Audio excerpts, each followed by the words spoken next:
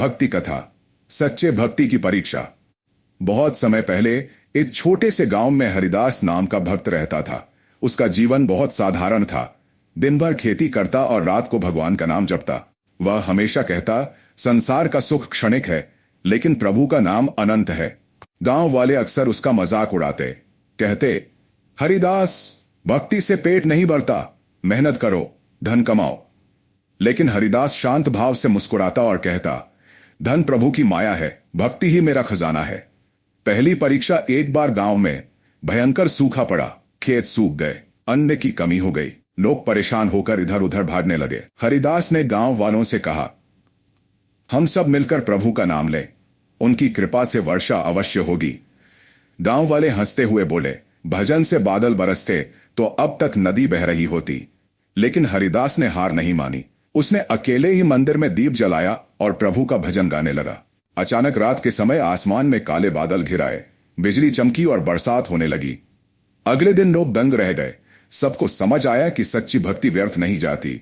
दूसरी परीक्षा कुछ समय बाद गांव में एक अमीर साहूकार आया। उसने हरिदास से कहा, तुम्हारी भक्ति बेकार है। अगर तुम्हारे प्रभु सच में हैं तो इस सूखे पेड़ पर फल लगवा दो। हरिदास ने शांत मन से पेड़ के पास जाकर आंखें बंद की और प्रभु से प्रार्थना की, हे प्रभु, अगर मेरी भक्ति सच्ची है तो कृपया इस पेड़ को जीवन दान दीजिए। गांव वाले चुपचाप खड़े देख रहे थे। अचानक उसी पेड़ पर हरी पत्तियां निकल आईं और कुछ ही दिनों में उसमें मीठे फल लग गए।